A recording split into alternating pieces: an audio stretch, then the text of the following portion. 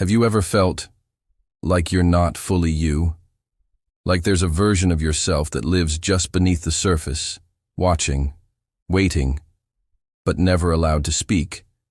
You smile. You say what's expected. You move through life in the right clothes, in the right tone, doing the right things. But late at night, when no one's watching, you feel it. That subtle ache, that whisper, "This isn't all of me." Carl Jung had a word for this forgotten part of us, the one we hide from the world, and sometimes even from ourselves. He called it the shadow, and he didn't mean it as something evil. He meant it as something exiled. In this video, we're not just going to explain what the shadow is. We're going to go inside it, understand how it forms, how it drives your reactions, and how it holds the keys to parts of you you may have never truly met. At the end, I'll share the moment I first met my own shadow, in a dream I couldn't escape, and a face I didn't recognize, until I realized it was mine.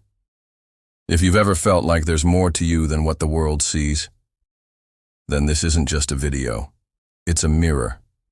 Stay with me. And if something inside you stirs already, like and type in the comments, "I'm ready to see my shadow." We all wear masks, not the ones you put on for a costume party, but the ones you wear every single day. The one that says, "I'm fine," when you're quietly unraveling. The one that smiles when your chest feels heavy. The one that knows exactly what to say, so no one ever suspects the truth. Carl Jung called this mask the persona. It's not fake, it's functional. It's how we survive. As children, we learn quickly what gets us love, and what gets us silence. We shape ourselves accordingly. A boy learns that crying brings shame, so he becomes stoic. A girl learns that being too loud is unladylike, so she becomes small. Bit by bit, we form a version of ourselves that's acceptable, palatable, safe. But here's the cost. The parts we silence don't vanish. They go underground.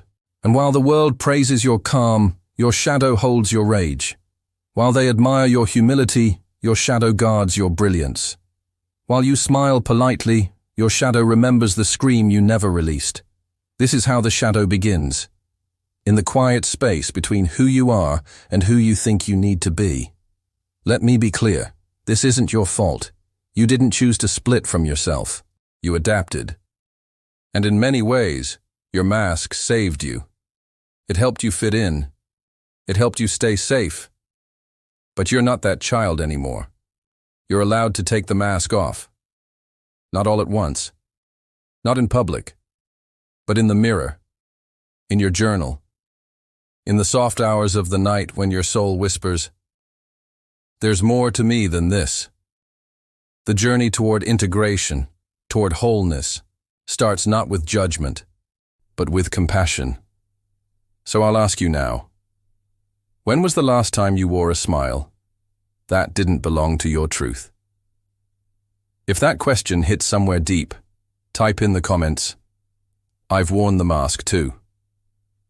You're not alone. And this is just the beginning. So what exactly is the shadow? It's not some mysterious force outside of you. It's not evil. It's not a villain.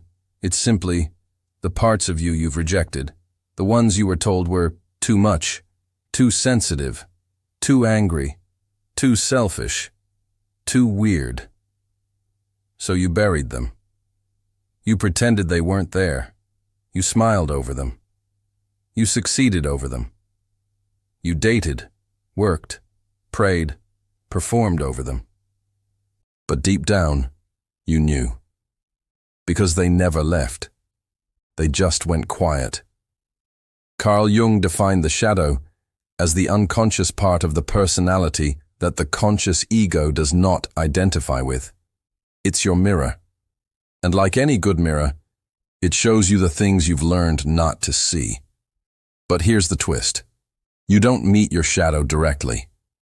You meet it through others, through your triggers, through projection. You criticize someone's arrogance, but secretly, you fear your own power. You mock someone's vulnerability, but secretly, you ache to be held.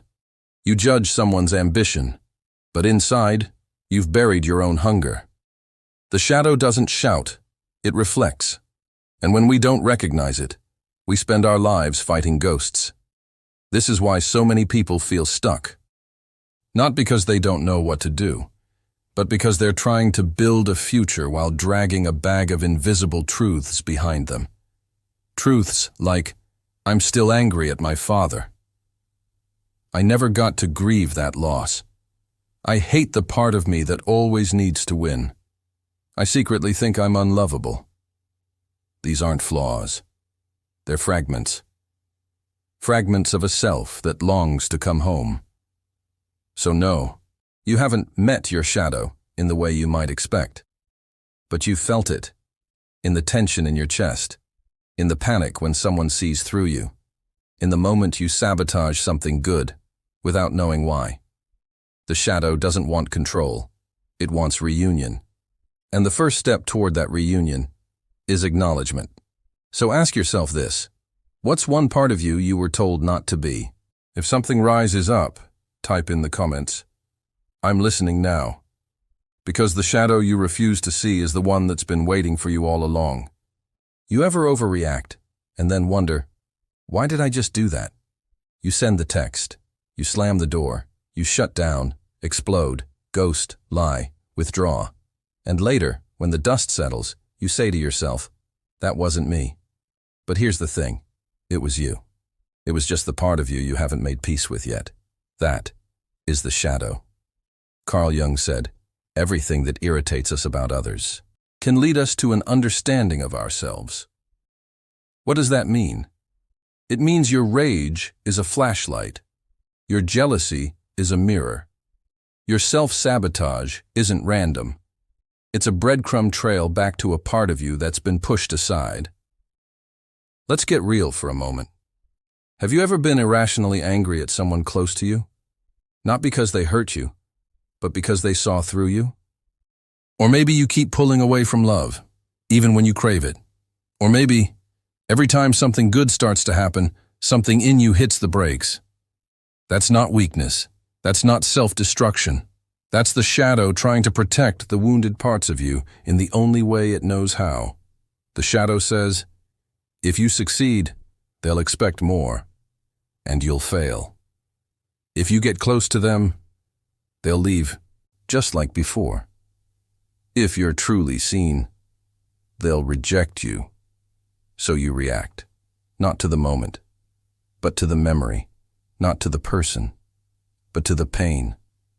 That's why it feels so overwhelming, so disproportionate, so confusing. Because it's not just about now, it's about every time you felt powerless and had no one to tell. You overreact because your shadow is tired of being silent. You sabotage because your shadow is afraid of losing what little control it has left.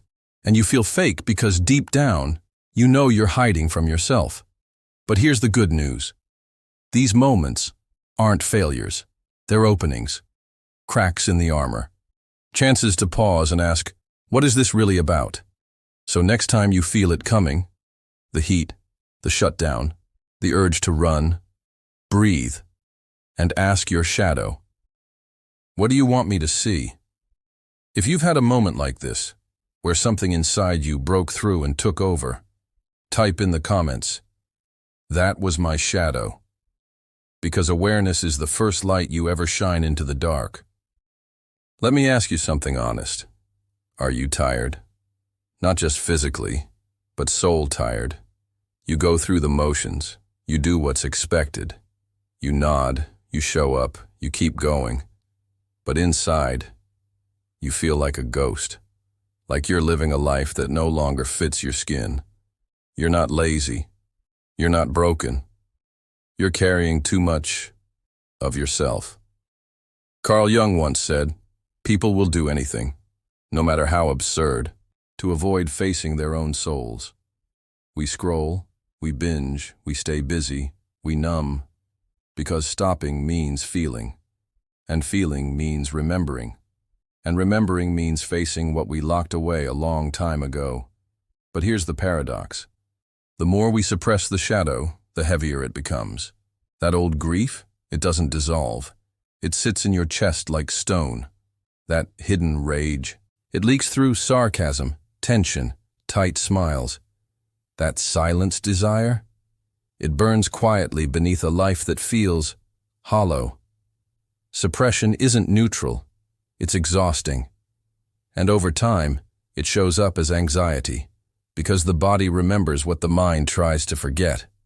It shows up as chronic fatigue, as emotional disconnection, as the haunting sense that something is missing, even when everything looks fine. I once sat with someone who said, "I have everything I ever wanted. Why do I feel like I'm disappearing?" And the answer was simple. Because the version of him that wanted it was only half of who he really was. The other half, the angry, wild, grieving, untamed half, had been exiled for decades, but it didn't die. It just waited. And while it waited, it drained him. Quietly. Completely. If you feel numb, disconnected, constantly off, maybe you don't need a new routine. Maybe you don't need another productivity hack. Maybe what you need is to stop hiding from yourself. Because what we suppress becomes what we carry, and what we carry becomes what we become. So I'll ask you this. What have you been holding back, just to stay together? If this hits something deep inside you, type in the comments. I feel the weight. You don't have to carry it alone.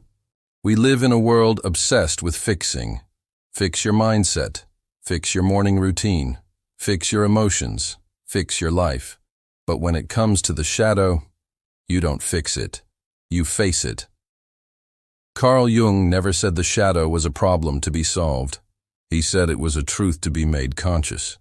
The shadow doesn't need to be eliminated. It needs to be welcomed. Think of it this way. Imagine a room in your house you've kept locked for years. You shoved all the things you didn't want to deal with inside. The memories, the shame, the rage, the grief.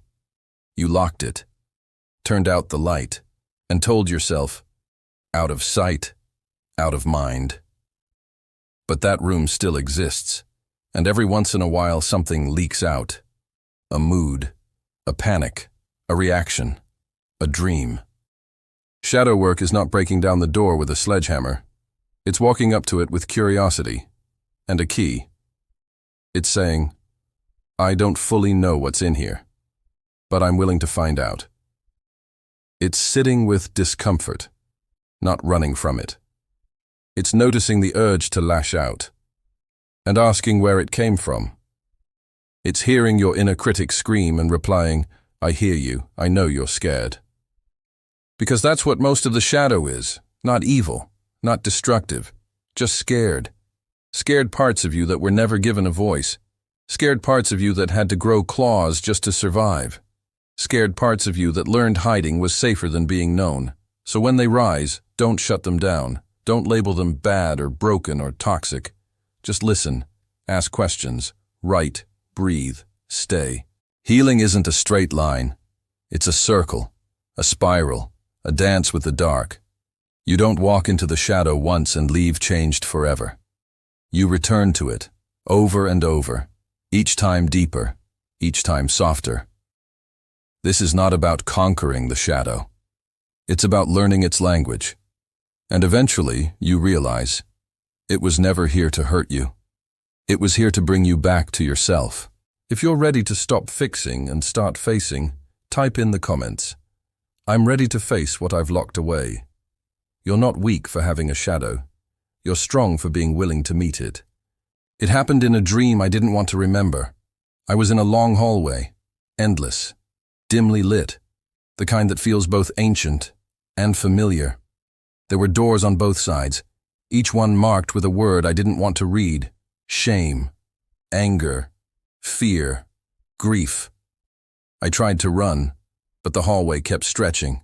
Then I heard footsteps, slow, heavy, steady. I turned around and saw a man. His face was hard to make out, but I knew those eyes. I knew that posture. I knew that pain. It was me, older, colder. And he looked disappointed, not angry, not sad, just tired. He didn't say a word, but somehow I heard him clearly. You left me here. I woke up gasping, sweating, shaken. I tried to forget it, tried to laugh it off, tried to bury it in podcasts, to-do lists, even therapy sessions that stayed at the surface. But the dream kept coming back, over and over, until I stopped resisting and started listening. That man in the hallway, he was my shadow, not the villain, not the enemy, but the part of me I had locked away in my pursuit of being better. He held the anger I never expressed, the grief I never allowed, the voice I quieted to please everyone else. And that moment, facing him, was the beginning of my real healing. Not the healing that gets applause, the healing that happens in silence, in stillness, when you finally say, I see you, and I'm not running anymore. It wasn't easy. Some days, it still isn't. But now, I'm not afraid of the dark, because I know who lives there. And he's not trying to ruin me. He's trying to rejoin me. So I want to ask you, have you ever had a moment, a dream, a breakdown, a quiet realization, where you saw a version of yourself you didn't want to see? If so, type in the comments, I saw me. Because sometimes, the bravest thing you can do is tell the truth about what you saw in the dark. The shadow doesn't always scream. Sometimes it whispers. Sometimes it hides behind politeness. Sometimes it shows up in ways you'd never expect. So how do you recognize it? How do you know when your shadow is speaking? Here are 5 signs you may have been ignoring, and why they matter more than you think. 1. You overreact to small things. Someone cuts in front of you in traffic, and you feel rage. A comment at work triggers you for days. You know your reaction is disproportionate, but you can't stop it. That's the shadow. Old pain in new clothes. It's not about the moment. It's about what the moment touched inside you. 2. You judge people who reflect your hidden traits. You can't stand people who brag, but part of you craves recognition. You mock people who cry easily. But part of you longs to be that open. The shadow loves projection. What you hate in others often reveals what you've disowned in yourself. 3. You feel like a fraud. Even when you're succeeding, you've done the work, you've checked the boxes, and still you hear that voice. If they knew the real me, they'd leave. That's the gap between your persona and your shadow. And it grows louder the longer you ignore it. 4. Your dreams are vivid, repetitive, or disturbing.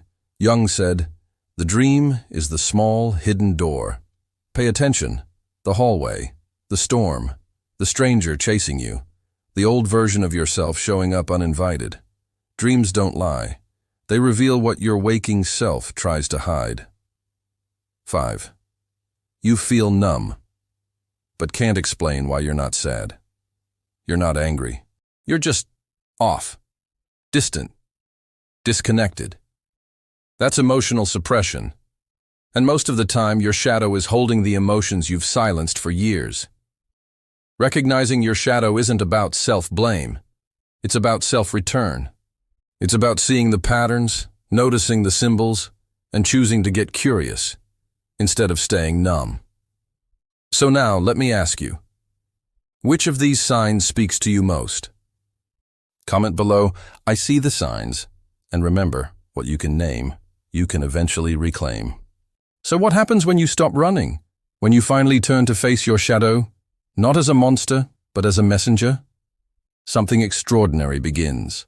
Not dramatic, not loud, but deeply, undeniably real. You start to feel whole. Carl Jung said, one does not become enlightened by imagining figures of light, but by making the darkness conscious. That's what integration is. Not destroying the shadow, but welcoming it back home. You begin to speak more truthfully, because you're no longer editing yourself to be acceptable. You become less reactive. Because your triggers no longer hold you hostage. You see them, name them, and choose differently. You stop performing and start living. Because you realize your worth was never in your perfection, but in your presence. And here's something no one tells you. Your shadow holds your gifts, the creativity you locked away, the sexuality you were taught to fear, the intuition you ignored, the strength you believed was too much. It's all there, waiting. Integration means reclaiming your wildness without shame, your power without guilt, your needs without apology. You stop looking for permission to be who you are. You realize the parts of you that were hidden weren't wrong, they were just wounded. And now they want to come home. But integration isn't a finish line. It's a practice, a relationship, a quiet, honest, daily return to self. Some days you'll feel cracked wide open. Some days you'll want to run again. But if you stay, if you choose honesty over image, compassion over control, you'll find something rare. Peace. Not the peace of nothing's wrong, but the peace of nothing is denied. So let me ask you, are you ready to stop hiding from your own depth? If so, comment below. I'm becoming whole. Because integration isn't becoming someone new. It's becoming who you've been all along. So you've felt the call. You've seen the signs. You know there's something deeper within you, waiting to be met. But now you ask, where do I begin? Here are 5 simple, honest tools to start your shadow work. Without forcing, without fear, without faking. 1. Daily Shadow Journal.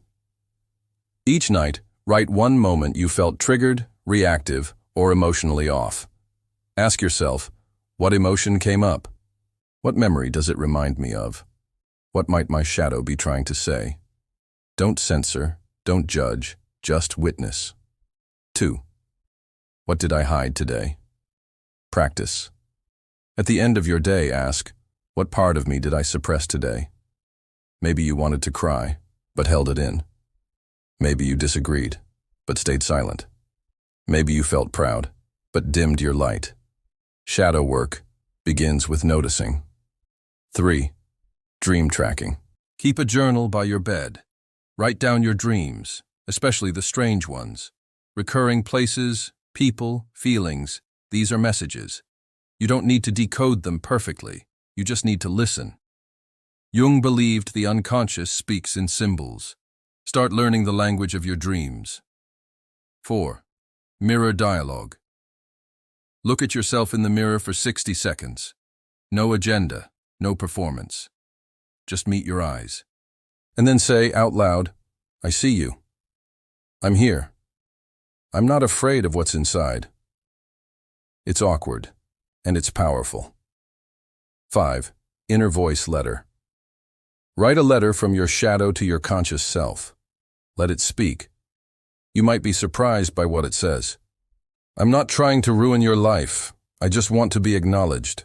I carry the pain you didn't know how to hold. I'm your fire, not your enemy. These tools aren't about fixing. They're about opening. Start with 1, gently, with curiosity, and most importantly, with compassion. Your shadow is not a project. It's a part of you longing to be met with presence. So try one of these practices this week, and if you do, come back and comment. I started the work. Because every time someone steps into their shadow, they create space for others to do the same. Take a breath, not the shallow kind, a real one. Let it move through your chest, into your belly, and out slowly. You've come a long way. You've walked through the layers. You've looked behind the mask. You've faced mirrors most people avoid their whole lives, and maybe right now you feel raw, open, tender. That's okay. That's not a problem. That's the beginning. Carl Jung once said, "The privilege of a lifetime is to become who you truly are." And that requires remembering, because you were never broken. You were only divided, split by expectation, by survival, by a world that taught you which parts of yourself were welcome and which ones were not. But now you know. You know the anger has a voice, the grief has a purpose, the fear holds wisdom, the desire carries truth. And none of it makes you bad. It makes you whole. Integration is not a destination. It's a homecoming, a slow, steady return to the parts of you that waited in silence for far too long. So here's what I hope you remember. You are not your mistakes. You are not your wounds. You are not your fear. You are the one who chose to stay, to face it, to feel it, to open your eyes in the dark and whisper, I'm still here. That is courage. That is healing. That is truth. And if this journey has touched something inside you, if even one moment in this video felt like someone finally spoke the words you couldn't, then say it with me. Comment below. I'm walking home to myself. Because in the end, shadow work isn't about becoming better. It's about becoming you. Fully. Honestly. Finally.